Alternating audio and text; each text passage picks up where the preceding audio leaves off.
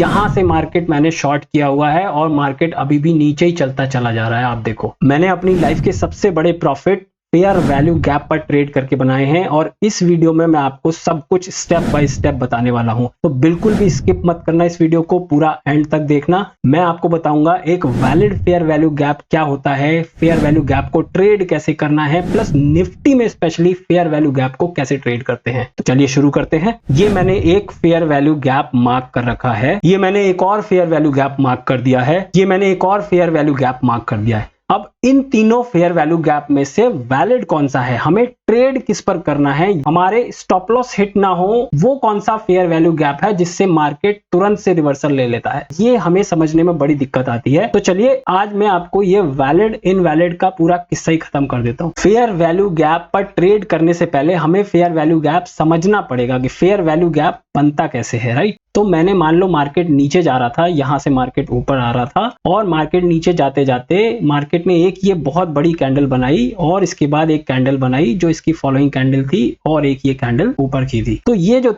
पहली वाली कैंडल है और ये तीसरी वाली कैंडल है, अगर मैं इसके लो को और इसके हाई को ऐसे एक बॉक्स बना दूं तो ये मेरा एक गैप हो गया। इस गैप को ही मैं फेयर वैल्यू गैप कहता हूं। क्यों? क्योंकि मार्केट के बहुत ज्यादा चांसेस होते हैं मार्केट यहां पर रिवर्स करके वापस से अपनी डायरेक्शन में जाएगा। तो ये तो मैंने डाउन ट्रेंड में बताया। सिमिलरली अप ट्रेंड में भी यही है कि मार्केट ने तीन कैंडल बनाई, इसका लो और इसका हाई, इसके बीच जो गैप है मार्केट इसको वापस से ऊपर जाके फुल करने आए। तो इस तरह की कैंडल तो आपको बहुत सारी दिख जाएंगी, पर एक्चुअल में उसमें ट्रेड कहां पर करना होगा, ये बहुत समस्या की बात है। क्योंकि जब मार्केट गिरता है तो बड़ी बड़ी कैंडल ही बनाता है, जब मार्केट बढ़ता है तो बड़ी बड़ी कैंडल बनाता है, तो हर जगह आपको फेयर वैल्यू गैप ही दिखेगा। पर एक्चुअल में कौन सा वैलिड है, कौन सा इनवैलिड है, किस पर ट्रेड करना है, ये कैसे समझेंगे, चलिए वो भी बात करते हैं। तो मान लो एक सिनेरियो ले लेता हूं, मैं मार्केट ऊपर जा रहा था और मार्केट यहां पर एक कैंडल बना करके नीचे चलना चालू हो गया। अब मार्केट ने अपना ये ब्रेक ऑफ स्ट्रक्चर भी दे दिया, यहां पर ब्रेकआउट दे दिया। अब मेरा क्या हो रहा है, यहां पर जब मार्केट गिर रहा था तो यहां पर मार्केट इस तरह की कैंडल बना रहा था, राइट। तो ये मेरा एक फेयर वैल्यू गैप बन गया। अब मार्केट ने ब्रेक ऑफ स्ट्रक्चर देने के बाद भी यहां पर फेयर वैल्यू गैप बनाना चालू कर दिया, ये मेरा एक फेयर वैल्यू गैप हो गया। अब मार्केट नीचे ही चलता चला जा रहा है, तो अब मैं इस पर जाकर के अपनी ट्रेड इस साइड में लूंगा या फिर यहां जाएगा मार्केट तब मैं ट्रेड लूंगा। मैं बहुत ज्यादा कंफ्यूज हूं, तो मैं सिंपल सी एक चीज करूंगा।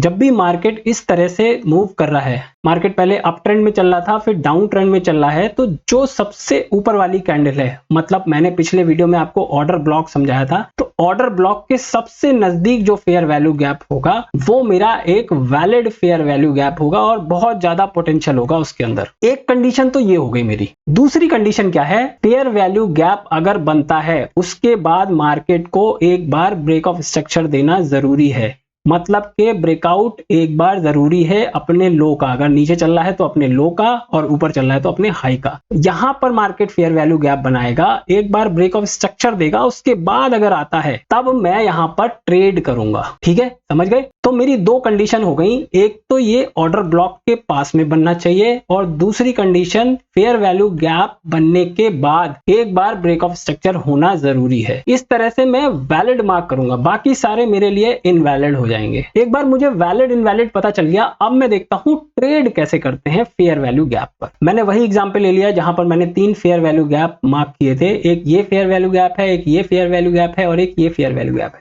आप मुझे बताओ इसमें से कौन सा फेयर वैल्यू गैप वैलिड है। क्या ये ऑर्डर ब्लॉक के पास में बन रहा है? नहीं। क्या ये ऑर्डर ब्लॉक के पास में बन रहा है? नहीं।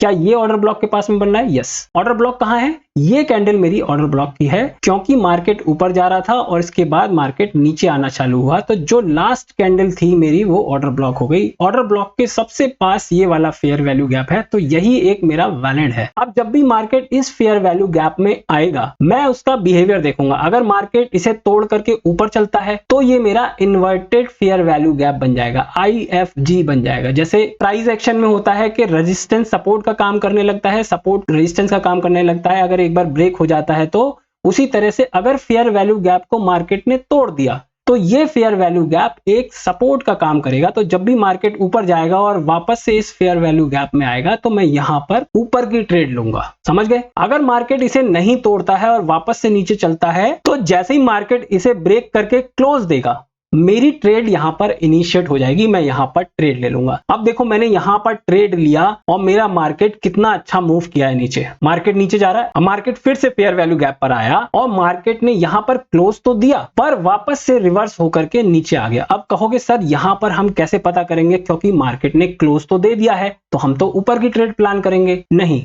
देखो फेयर वैल्यू गैप पहली बार बहुत अच्छा काम करता है, फर्स्ट टाइम, सेकेंड टाइम में उससे कम काम करता है और थर्ड टाइम में बहुत पॉसिबिलिटी होती है कि ये ब्रेक कर देगा फेयर वैल्यू गैप को। तो पहली बार में तो आप कॉन्फिडेंट रहो, अगर मार्केट ने ये फेयर वैल्यू गैप को रेस्पेक्ट करके नीचे चला है तो आप बहुत अच्छे से ट्रेड ले पाओगे। अगर दूसरी बार करता है तो आपको वेट करना है मार्केट के बिहेवियर का, एकदम से नहीं लेना है, दूसरी कैंडल का वेट करना है। अगर ये इस कैंडल को भी ब्रेक करके ऊपर क्लोज देता है तब आप इस पर ट्रेड कर पाओगे। अदरवाइज आपको क्या देखना है, मार्केट का स्ट्रक्चर देखना है। मार्केट अगर नीचे वापस आ रहा है और फिर से नीचे क्लोज दे रहा है, उसी डायरेक्शन में क्लोज दे रहा है जिस डायरेक्शन का फेयर वैल्यू गैप था, तो आप कॉन्फिडेंट हो जाओगे और आप ट्रेड ले पाओगे। अब बहुत इंपॉर्टेंट चीज कि निफ्टी में स्पेशली फेयर वैल्यू गैप काम कैसे करता है, राइट। अगर आप यहां पर देखोगे निफ्टी फेयर वैल्यू गैप को रेस्पेक्ट तो कर रहा है पर एक्चुअल में हल्का सा ब्रेक दिया था इसने यहां पर और उसके बाद नीचे गया था। मैं पीछे भी आपको दिखाता हूं, ये देखो ये मार्केट ने एक फेयर वैल्यू गैप बनाया, अब इसको ब्रेक करके मार्केट ऊपर चला गया और उसके बाद नीचे आया। तो मार्केट निफ्टी में फेयर वैल्यू गैप को रेस्पेक्ट नहीं करता है ठीक से। तो इसका क्या सलूशन है, तो इसका तरीका है हम फेयर वैल्यू गैप ना देख करके हम देखेंगे इम्बैलेंस कहां पर बन रहा है। अगर आपको याद होगा आईसीटी ट्रेडिंग स्ट्रैटेजी में मैंने आपको बताया था कि निफ्टी में आईसीटी ट्रेडिंग स्ट्रैटेजी पर कैसे काम करते हैं, हम वही वाला कॉन्सेप्ट लेंगे यहां पर। यहां से देखना चालू करते हैं सबसे टॉप से। मार्केट क्या कर रहा था, मार्केट का यहां स्ट्रक्चर था, मार्केट यहां पे अप ट्रेंड में था, मार्केट धीरे धीरे करके कंसोलिडेशन में आया, मार्केट ने यहां हाई मारा और नीचे चल दिया ये, फिर एक मार्केट ने ऊपर थोड़ा सा लोअर हाई मारा, फिर नीचे आ गया और फिर मार्केट एक हाई मार के आ रहा है यहां पे, फिर नीचे आ गया। अब अगर आप देखोगे यहां पर मार्केट ने ब्रेक ऑफ स्ट्रक्चर दे दिया है और पहली बार दे रहा है तो ये मेरा हो गया चेंज ऑफ कैरेक्टर। और मैंने आपको आईसीटी ट्रेडिंग स्ट्रैटेजी वाले वीडियो में बताया था जब एक बार चौच हो जाए तो हम वेट करेंगे इंड्यूसमेंट का। अब इंड्यूसमेंट हो रहा है नीचे की तरफ, मार्केट ने एक लोअर लो बनाया और मार्केट फिर से अपने चेंज ऑफ कैरेक्टर के हाई पर गया और यहां पर उसने लिक्विडिटी ग्रैब की और नीचे फिर ब्रेक ऑफ स्ट्रक्चर देने लग गया। अब ब्रेक ऑफ स्ट्रक्चर दिया तो ये जो मेरा जोन बना है ये मेरा है फेयर वैल्यू गैप निफ्टी के लिए। तो इम्बैलेंस को हम देखते हैं निफ्टी में, फेयर वैल्यू गैप को ज्यादातर नहीं देखते हैं क्योंकि बहुत बार फेयर वैल्यू गैप फेल होता है। तो मैंने जो ट्रेड किया इस पर मैं आपको दिखा देता हूं। अब ये मेरा इम्बैलेंस हो गया और मार्केट जब भी इस इम्बैलेंस से नीचे चलेगा मैं ट्रेड लूंगा। पहली बार मार्केट इम्बैलेंस के नीचे आया, यहां पे मैंने ट्रेड लिया, मेरा एसएल हो गया क्योंकि एसएल है इसका 50%, ठीक है, ये एसएल हो गया। अगली बार मार्केट यहां पर जैसे ही ब्रेक किया मैंने ट्रेड लिया, 1/5 का टारगेट दे दिया। फिर मार्केट आया दोबारा से, मार्केट नीचे चला, मैंने ट्रेड लिया, 50% का एसएल लगाया और मार्केट फिर से 1/5 का टारगेट दे गया। अब फिर से देखो मार्केट यहां पर आ रहा है, मार्केट फिर से आया, मैंने ट्रेड लिया, देखो सीधे मार्केट नीचे चलता चला आ रहा है और this was the biggest trade which I have captured recently. यहां से मार्केट मैंने शॉर्ट किया हुआ है और मार्केट अभी भी नीचे ही चलता चला जा रहा है, आप देखो। तो इस तरह से मैं फेयर वैल्यू गैप पर ट्रेड ना करके मैं इम्बैलेंस पर अगर ट्रेड करता हूं, हो सकता है मेरा एक बार स्टॉप लॉस हिट हो जाए, बट मेरे रूल्स के हिसाब से जब भी मार्केट इसे रेस्पेक्ट करके नीचे चलेगा मैं ट्रेड लूंगा।